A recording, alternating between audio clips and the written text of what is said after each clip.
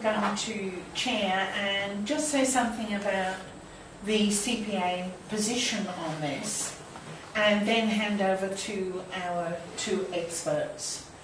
One of our concerns in the Communist Party is the loss of democracy. This is not just a question in this area, it's a general development within society and within Australia at the moment. But here we are seeing a very significant threat to removing what is the level of government closest to the people.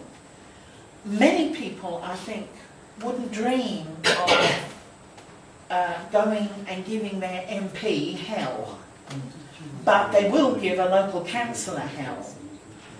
And what's happening is that the level of government closest to the people, most receptive to the people through local councillors, most responsive to the people in a number of ways, because when you deliver services which are more local, you're actually more responsive, less likely to over-bureaucratise the services. You know, the people who deliver services often know some of their clients and so on. So we are in danger of seeing all that being lost. We're in danger of councils no longer being local and actually reflecting and servicing and encouraging a sense of locality, which is very important in large cities for the quality of lives of ordinary people who have very little power anyway. We're seeing that being thrown out of the window and being replaced by what is really an emphasis on efficiency in their terminology.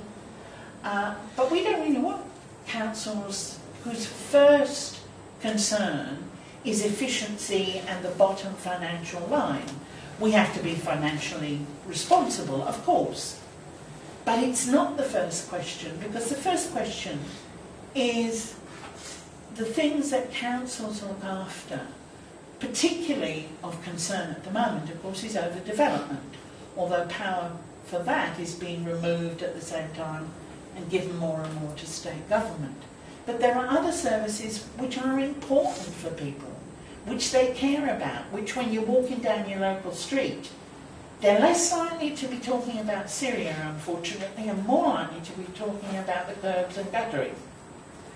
And it affects people's lives, and the possibility of councils which focus on a sensitivity to the community by much larger councils which are removed from the feelings in a particular community and are concerned about the bottom line, is another thing that we are facing.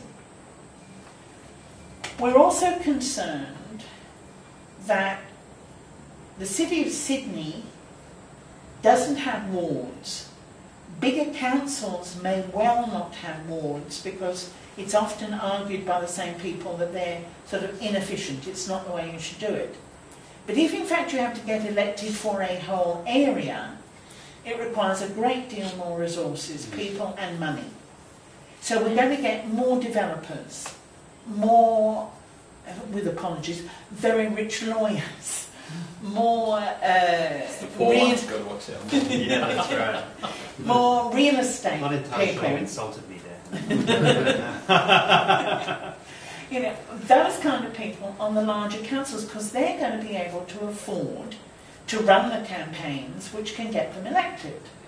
So we're going to see our councillors more and more removed. And I mean, I've experienced it personally. I live in Glebe. We used to be in Leichhardt Council. I knew who was in my ward, and I knew the councillor down the road, and I wasn't beyond going on a Sunday morning and knocking on her door and complaining. We also went to council a great deal, and we knew the people, and they knew us. And there was a relationship there where you could exercise some pressure. Didn't mean to say you always won or that you were sort of completely powerful, not that. But at least you had some leverage.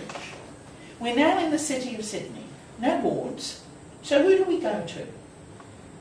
It does happen that one of the councillors on the City of Sydney lives not very far from us, so there is somebody we tend to go to. But that isn't true for a lot of other people in Balmain or in other suburbs. She happens to be in Glebe, so we can contact her.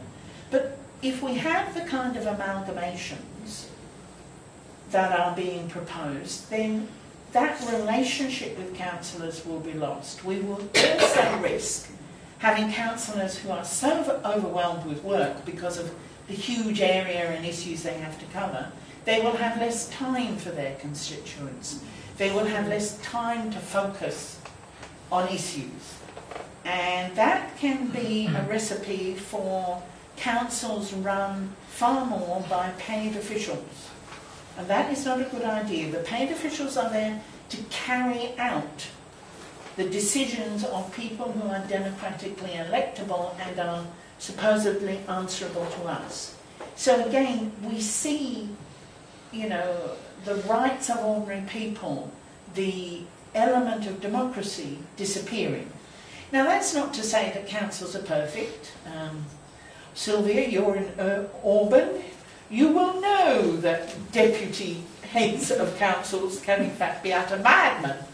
And there are other examples. But those are not, I think, generated from the local government system. They arise because of individuals who are involved, the character of those individuals, the temptations of, you know, being paid off by developers and so on. And some people will give in to that. But that's not a reason for making bigger councils, because bigger councils will probably create more opportunities for that rather than less. The state government has made it absolutely clear, and I'm sure we'll hear from David and Bly about this, they've made it absolutely clear that they want larger councils, you know, and they gave IPART, the Independent Pricing and Regulatory Tribunal, the job of researching this. Now, I think we're terribly lucky to have IPART. They are clearly clairvoyant. You know, they make statements about, you know, the future development of councils, and they say they are unfit, you know, for future responsibilities. They may be financially viable, but, you know, in this sort of vision of the future, they are unfit. The methodology, the standards by which things are judged, the evidence that is offered in that report, as far as we are concerned, are deeply flawed. And this is more about the state government having decided it's going to have larger councils.